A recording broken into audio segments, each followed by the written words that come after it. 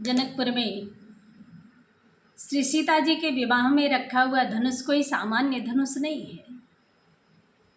ये वो धनुष है जिसे राक्षस राज रावण अपनी तपस्या से भगवान शिव को प्रसन्न करता है और प्रसन्न करके भगवान शिव से उनके धनुष को मांग लेता है। भगवान शिव ने कहा, रावण ये कोई सामान्य धनुष नहीं है,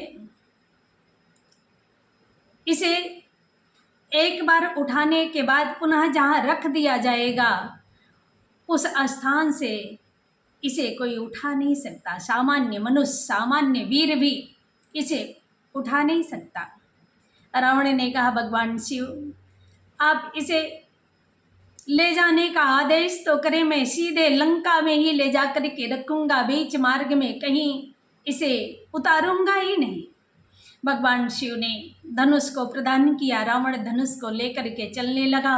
चलते चलते चलते चलते मार्ग में रावण को लघु शंका आई और रावण अपने लघु शंका को रोक न सका। धनुष को उतार करके लघु शंका करता है, लघु शंका करके आया और पुनः धनुष को उठा करके ले जाने का प्रयास करने लगा, लेकिन धनुष को उठा न सका। रावण जिस स्थान पर धनुष को रखा था वह जनकपुर की सीमा थी, जनकपुर की भूमि थी।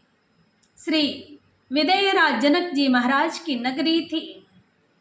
जनक जी महाराज ने जब उस धनुष को देखा तो नित्य प्रतिदिन उस धनुष की पूजा करने लगे और पूजा के पहले महारानी सुनैना उस धनुष के नीचे, उस धनुष के आसपास आकर के साफ सफाई चौका लगाया करती थी। तब जनक जी महाराज उस धनुष की पूजा करते थे। एक दिन किसी कार्य में व्यस्त होने के कारण महारानी सुनैना अपनी पुत्री जानकी जी को कहती हैं, बेटी सीते तेरे पिताजी धनुष की पूजा करने जा रहे हैं, जरा जा कर के धनुष के पास चौका लगा दो, साफ सफाई कर दो। जानकी जी पहुंची, जब देखती हैं धनुष के आसपास तो साफ सुथरा है लेकिन धनुष के नीचे साफ नहीं है। जानकी जी एक हाथ से धनुष को उठाती हैं और दूसरे हाथ को फेरते हुए साफ सफाई करते हुए चौका लगा देती हैं। जनक जी महाराज जब पूजा करने के लिए गए तो देखे आज तो धनुष कुछ खिसका लग रहा है, धनुष के नीचे भी चौका लगा हुआ है। जनक जी महाराज दौड़ते हुए महारानी सुनैना के पास पहुँचे। महारानी आज धनुष के पास चौका कौन लगाया?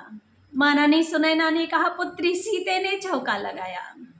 जनक जी महाराज दौड़ते हुए जानकी के पास पहुँच गए। सीते आज तूने धनुष के पास चौका लगाया? जानकी जी ने कहा, हाँ पिताजी। तो कैसे लगाया?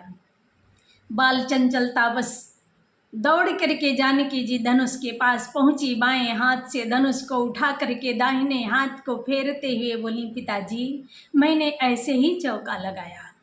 जनक जी महाराज समझ गए ये कोई साधारण कन्या नहीं हो सकती, ये तो उद्भव स्थित संहार कारणिम क्लेश हारणिम सर्वश्रेयस्करिम न तो हम श्री राम वल्लभम, ये तो उद्भव करने वाली आद्य शक्ति, संहार करने वाली आद्य शक्ति, परम ब्रह्म परमात्मा की आद्य शक्ति हमारे घर में अवतार ले चुकी है। और जब आदि शक्ति अवतार ले चुकी है, परम ब्रह्म परमात्मा की अहलादिनी अवतार ले चुकी है, तो परमात्मा भी कहीं न कहीं अवतार अवश्य लिया होगा। लेकिन उस परमात्मा को मैं ढूंढने कहाँ जाऊँ? मेरा जीवन व्यतीत न हो जाए ढूंढने में, इसलिए जनक जी महाराज ने प्रण कर लिया, धनु तोरई सोई बरई जाने की, राव हो या रंग के।